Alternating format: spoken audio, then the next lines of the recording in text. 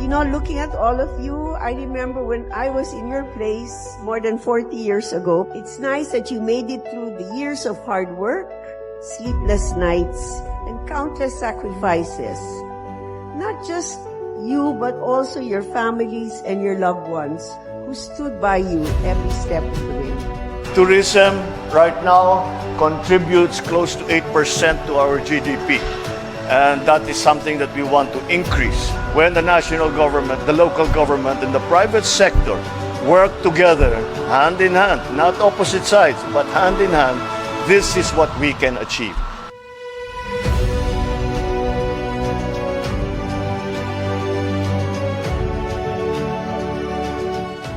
So yan po, magandang gabi po sa inyong lahat mga ka-BBM yan. Oh, welcome po sa aming ika-11 episodes ng Salamat PBBM. Grabe, napakabilis ng panahon. Kailan lang pinaplano lang namin to. Tapos ngayon, pang 11 episode na pala. So ako po muli, si Paleris sa TV, bago ko ipakilala itong dalawa na to, na nagwagwapuhang mga vlogger, maganda pala pag-uusapan natin ngayon, ha? O ito na po, si Yayam.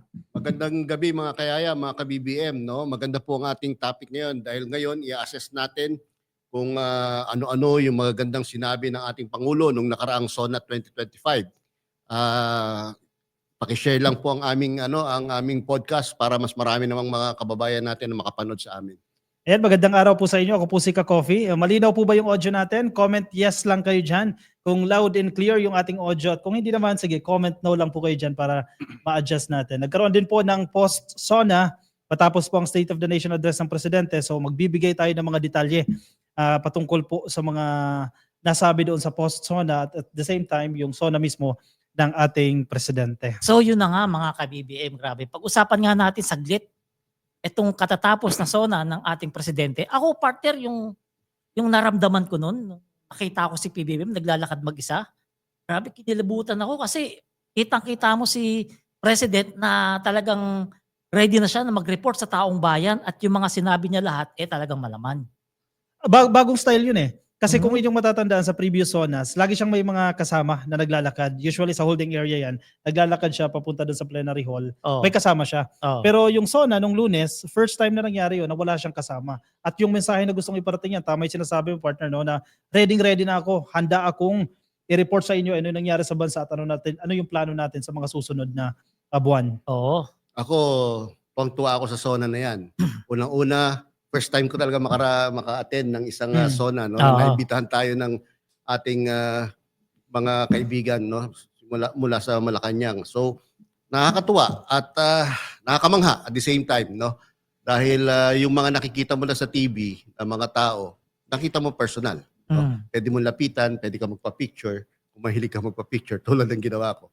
At tama ka, Coffee, no? First time ko ata nakita na si President, pagdating niya, solo siyang naglalakad. Simula doon sa helicopter hanggang makapasok sa plenary session. And I think may symbolism yan, no? Na may pahiwatig sa ating mga kababayan. Pero ang pinakamaganda doon, ginawan ko ng content yan eh. Viral yun viral di ba? Oo, 1 million. 1 million views, no? Nilagyan ko lang ng music eh. Nag-viral na. Oo.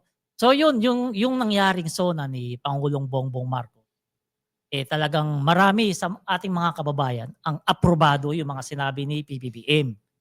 So, nakita naman natin lahat ng mga sinabi niya, talagang tanggap naman ng taong bayan kasi nakikita naman nila, totoo lahat ng mga proyekto ng mga pinagsasabi niya.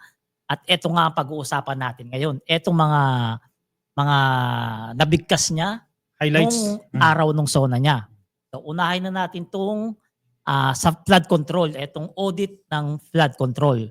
So meron tayong mainit to dahil masarap yan, masarap. Pinalakpakan ng husto, no? In fact, standing ovation ang mga audience. No? So meron tayong video dito. Panoorin niyo po muna para mas maintindihan niyo po ang aming gustong iparating sa inyo.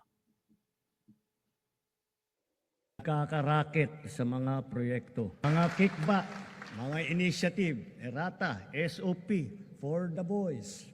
Kaya sa mga nakikipagsabuatan upang kunin ang pondo ng bayan at nakawin ang kinabukasan ng ating mga mamamayan, mahiya naman kayo sa inyong kapwa Pilipino. Mahiya naman kayo sa mga kabahayan nating naanod o nalubog sa mga pagbaha. Mahiya naman kayo, lalo sa mga anak natin na magmamana sa mga utang na ginawa ninyo na binulsan nyo lang ang pera. So that this will not happen again. First, the DPWH will immediately submit to me a list of all flood control projects from every region that were started or completed in the last 3 years.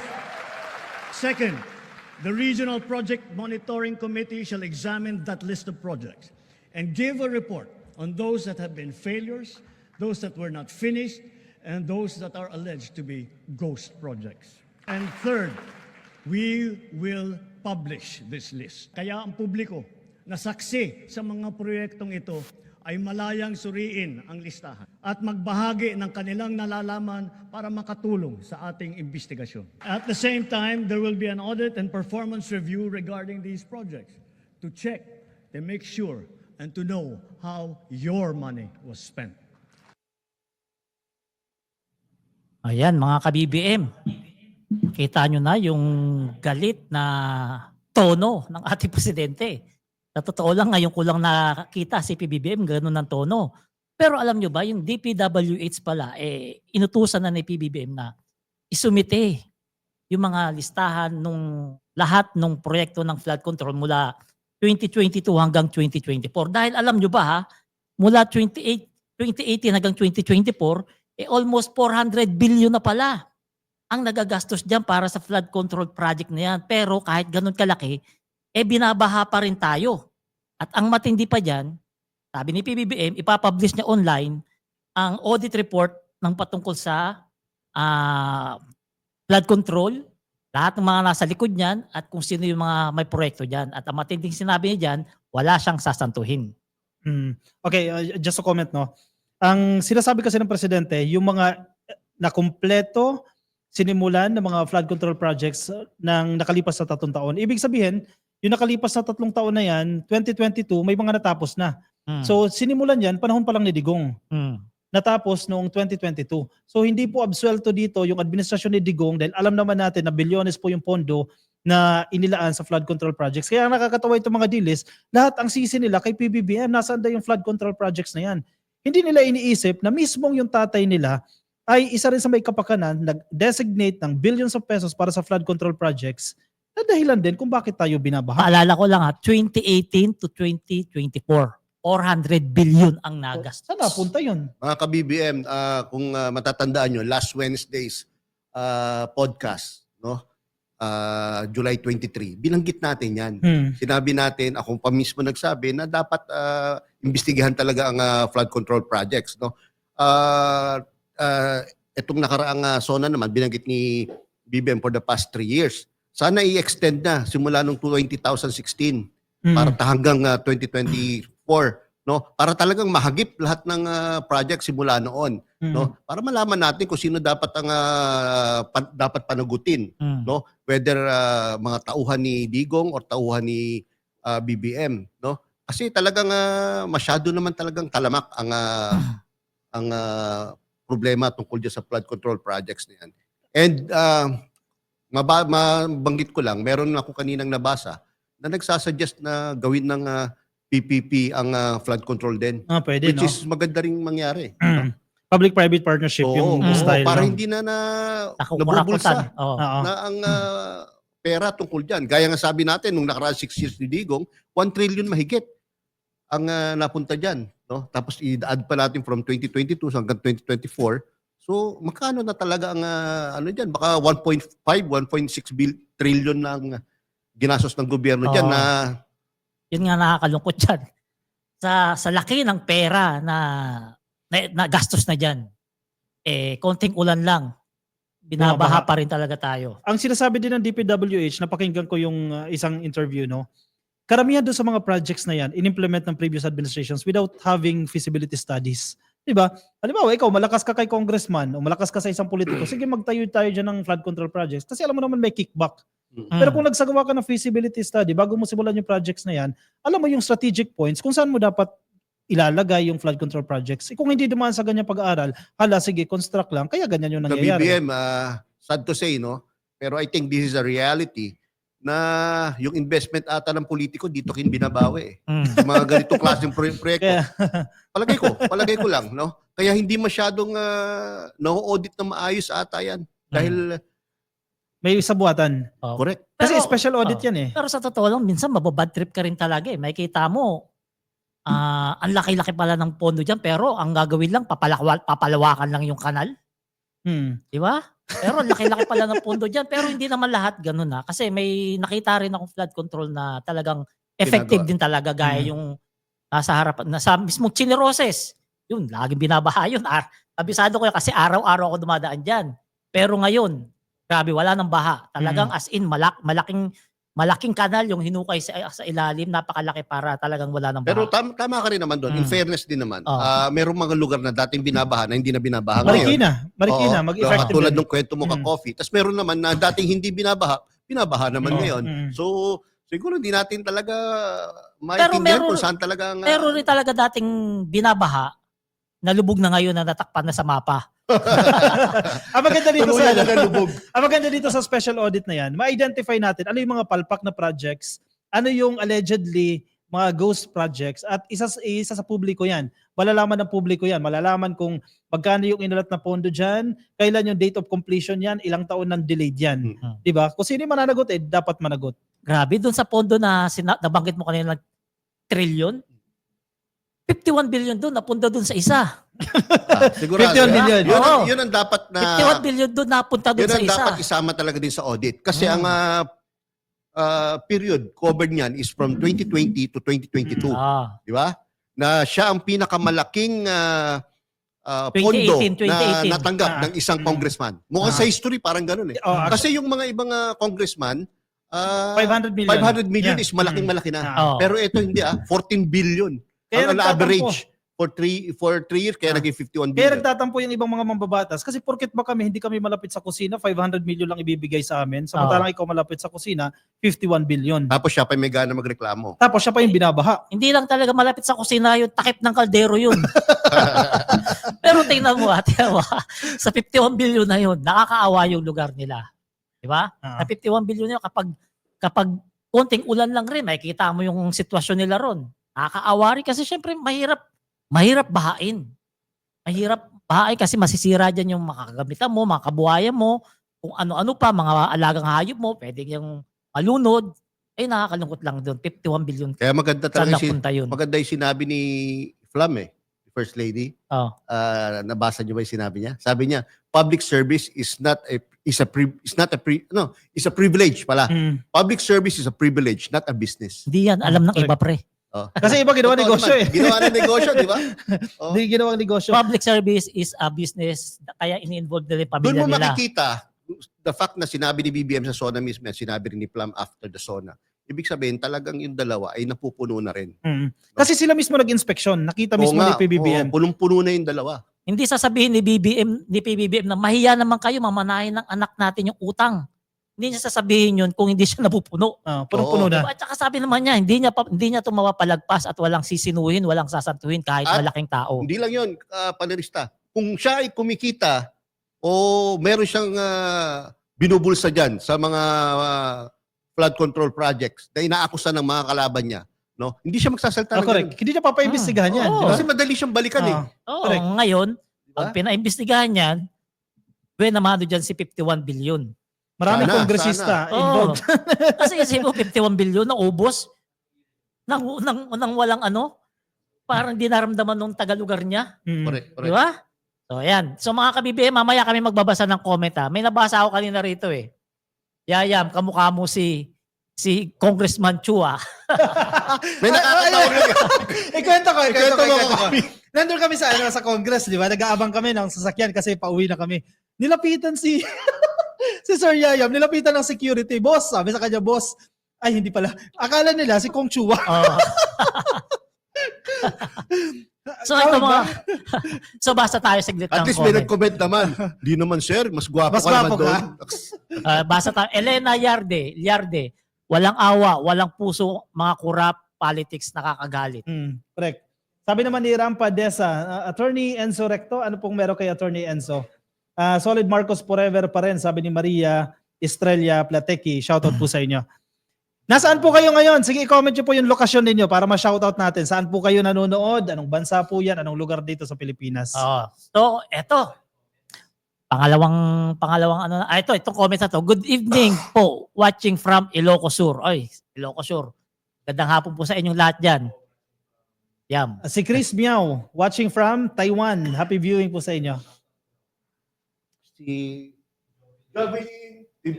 Tibuasan. Tibuasan. Shoutout po sa inyo, taga Palawan. Oy, sayang. Ito rin, shoutout ko rin mga kaibigan natin dyan sa Fukuoka, no? Kay Ann Narimashuni, shoutout po sa inyo dyan sa Fukuoka. Ako, paborito ko yan sa Japan. Ayan, meron pa.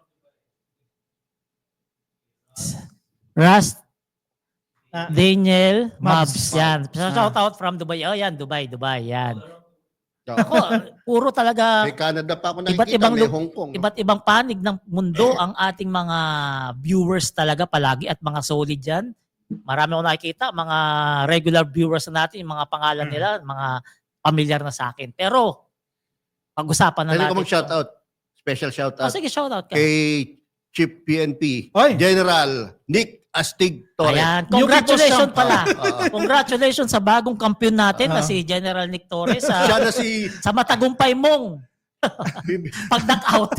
Palerista, siya na si Rocky Astig. Rocky Astig. Grabe. Special mention sa Sonia. Talagang maraming mga kababayan natin nagsasabi, the best chief PNP yan, si Correct. General Nick Torres. Even Ako- mula sa hanay niya, Ako no? para rin sa akin mas talagang the best yan na chief PNP. Nagdi-deliver. Oh. Ngayon dito tayo sa water service investigation yan. Ito nabanggit din ni Pangulong Bongbong Marcos sa kanyang SONA. Itong mga problema ng ilan natin mga kababayan, mga ilang lugar dito sa Pilipinas, lalo na dito sa Luzon, ang nagkakaroon ng problema sa tubig. May video ba tayo dyan? Wala ata. Wala. Ngayon, para lang sa inyong kaalaman, 600 million ng mga kababayan natin ang nagsasuffer sa palpak na serbisyo. 600,000. 600 million. 600 billion? Ang dami yan, ha? Baka mayroong error dyan. Pero pwede, posible, 600 no? Kasi million. 100 600,000 to malamang Million. sa tingin ko. 100 million na tayo. 600,000 sa tingin ko. 600,000. 600,000 Sorry. 600,000 ng palpak ang nagsasuffer sa palpak na serbisyo ng mga water service provider na ito. Tapos, meron din mga mayor, mga politiko ang nagrereklamo dahil yung mga lugar nila hindi nahatiran ng tubig. Kumbaga yung tubig hindi umaabot sa kanilang gripo. At kung aabot man, Ang kulay. kulay chocolate daw. Ay, parang ka-coffee yan, ha? Oo. Ngayon, ang sabi ni PBBM dito, walang sacred cow. Managot ang dapat managot. Etong sinabi ni PBBM na to, halatang napupuno na siya dahil yung mga kababayan natin, imbis nga na makakuha ng magandang serbisyo sa tubig kasi nga nagbabayad yung mga kababayan natin, poor services pa ang nakukuha nila. Magbanggit na tayo kasi bago ang SONA, na-interview si Governor Dan Fernando, saka yung Vice Governor niya. No? And talagang noon pa, nirereklamo nila ang prime water. Pampanga yan. No, Bulacan. Bulacan. Oh, buong Bulacan. Okay, San Jose del Monte. In fact, bago pa magkaroon ng election ng May, nagrereklamo na talaga siya dyan. So, kaya ang ginawa ni PBBM, di ba, pinaimbestigahan sa LUA. At I think meron ng recommendation ng LUA at yun ang i-implement nila. Diyan din sa San Jose del Monte, Bulacan yung pinutol nila yung kanilang kontrata dito sa Prime Water, no? Kasi yung local water district, meron siyang partnership with Prime Water. Na yun nga yung singil mo, ganitong amount, may supply man ng tubig o wala, tapos babayaran ng tao, tapos siya yung makukuha mong serbisyo. Sobrang unfair. Kung matatandaan nyo nga, di ba? May artista, sino ba yun? Si Carla Abellana. Carla Carla Abellana. Na pinaputol niya na ba? Pinaputol niya na yung tubig niya? Hindi. Hindi. Sinisingil siya kahit walang gumagamit. O winawarningan siyang puputulin yung linya ng tubig niya kasi Sabi niya, sige. kasi hindi ba siya nakabayad? Ganun ba yun? Nagpa-follow up. Nagpapalo up ng bayan. Sabi pa, sige, yun. putulan niya ko. Wala naman akong servisyo na kukuha. Oo, yun. Kaya hindi mo rin talaga masisisi yung mga kababayan natin kasi syempre nga naman, di ba? Mahirap talaga walang tubig kasi alam Basic naman, necessity. alam naman natin Necessity. yan. Alam naman natin yan. inumin pa lang mahirap na, di ba? Kung wala kang tubig. Lalo na mga Filipino, medyo malinis sa katawan. Oo. Kailangan may ligo yan. Araw-araw At tayo least once naliligo a day. Ah. Meron Ako- pa dyan, mga babae, thrice a day Ako maligo. 3 beses ako isang araw, hindi lang halata sa balat ko talaga. Hindi lang halata. Sana Hindi all. talaga. Alam na pamilya ko yan. Ano yung supplier? Maganda yung supplier nyo ng tubig eh. Sana all. Hindi kayo nawawalan. Hindi kayo under prime water siguro. Ay, hindi. Yung sa amin, matino naman yun. Tsaka talagang maganda yung, sa inyo ba, supply? Sa inyo? Maynilad. Sa inyo? Maynila din sa amin. Maganda Sa naman amin, in fairness. Sa amin no? kung doon kakamali, Manila Water. Maganda rin naman. Mm. So ito, inuulit namin. Sana magawan talaga ito ng action. Itong talagang... Palerista, take note. Ang hawak ng prime water is about more than 70 contracts. Kasi nung panahon ni Digong, dumami yung kanilang mga Yes. partnerships. Kung di ako nagkakamali, Oo, dumami. 76 areas sa buong Pilipinas ang hawak Diba, nila. napakayaman naman ng Kaya nga kumpanya na yan. umabot ng 600,000 siguro yung may complaints. 6 million, just to clarify, 6 million. 6 million yung affected Ako, grabe pala ng mga talaga. water interruptions sa buong bansa naman yan. So, Hindi six- sa Luzon. 6 million, hindi 600,000. 6 O, 6 million. 6 million. Kaya maraming lugar talaga. Buong Oo, Pilipinas marami. yan. Isipin, grabe. Napakaraming di biro yan. Kaya hindi mo masisi si PBBM kung nababad trip. Oo. Diba? Hindi mo siya masisi. Kasi at the end of the day, sa kanya rin Oo, Administrasyon oo, na rin oo. yan. problema. Oo, kasi syempre, siyang presidente. Tapos, nabanggit din niya pala yung tungkol sa Sikihor. Oh, yung sa kuryente. Mm. Sa kuryente Ayun, naman. Hindi pwedeng ganyan. Dapat ayusin ninyo. Sabi Ewan ko niya, ba, ano hindi ba ko yun? to palalatpasin, nakakatakot. Ito, ano ba to? Coincidence na yung may-ari din nung Affiliated din sa mga bilyar. affiliated din sa pamilya Villar. Ako. Kasi walang sumisita. Ang previous administration, di mo naman narinig na sinita ni Digong yung mga kumpanya ng bilyar eh. Ang tanong, pwede niya ba sitahin? Syempre hindi. Diba? Si PBBM. Eh, Sabi si nga ni PBBM, PBBM, walang sino-sino, kahit malaking tao, tamaan ang dapat tamaan. Walang sacred cow. Lahat Oo. kayo. Yan ang maganda kay PBBM. Posible kayong birahin. Partida ha. Sa tapang niyang yan. Weak leader pa siya niyan. Oh. Paano ko naging strong leader para Paano ko siya dyan? naging strong leader? Hindi nakulong na yung 4. Dito ka lang nakakita ng weak leader na naipakulong si Kibuloy. Yung isa nandiyan sa ICC. Weak leader pa yan ha. Oo. Public leader pa yun. Paano kaya ako naging balahura ugali niya, no? Ako, ewan ko na lang. Baka nabura na sa mundo yung apelyido na yun. Hindi lang yun Meron pang forthcoming Yung mastermind ng Missing Sabongeros. Ay, isa pa yan. Mabigat Mabigat din yan. tao din yan. Oo. Ngayon, basa tayo ng comment. Ang gaganda ng comment, grabe. Yan, sabi, ang gandang gabi sa inyo watching from Athens, Greece yan. Wow. Wow. Shoutout po sa Sana inyo. makapunta kami dyan, sponsor. Oh, wow. Mamaya may mag-message sa'yo, partner, no? Si Bert Calio. Good morning, mga ka-BBM admin watching from Canada. Time check. Wow, It's 3:20. 3:20 Ito naman AM. si Elena Ilarde, sabi niya, thank you, salamat BBM vloggers. Sir Yayam Dizon, my friend, Sir Palerista and Sir Kakopi. Mabuhay po kayo. Ay, Yan. shoutout po sa inyo. Elena, hello. Ayan. Oh, ito. Ito sabi ni Rampa Desa. Ayan, Pogi. Ayan. Sino ba sa amin Pogi? Tatlo kami. Agnes Togashi watching from Tokyo. Ayan, so, mga kababayan. So maraming salamat. Gustuin man naming umextend dito. Nakasimangot na yung dalawang operator namin. Gusto na kumain. So muli, ako po si Palerista TV. At ito po dalawang kasama ko. Magpapaalam sa inyo. Yayam Dizon po, 96,000 plus na po ang followers ko. Dagdagan niyo pa. I-share niyo ang aming mga post po para maging 100,000 na. Ako naman si Ka-Coffee. Pasalamatan din natin yung mga tao sa likod ng Salamat PBBM Podcast. Ang ating mga producers, no, si Markian Everyday, at si 31 Million Movement, of course, ang Bagong Pilipinas Studios, at ang ating advisor na si Sir Germs Estrada. Maraming salamat po. So maraming salamat. Huwag niyo po kalilimutan na suportahan palagi ang magandang proyekto at trabaho ng ating presidente dahil ito po ay para sa atin. So, magandang gabi po. Salamat.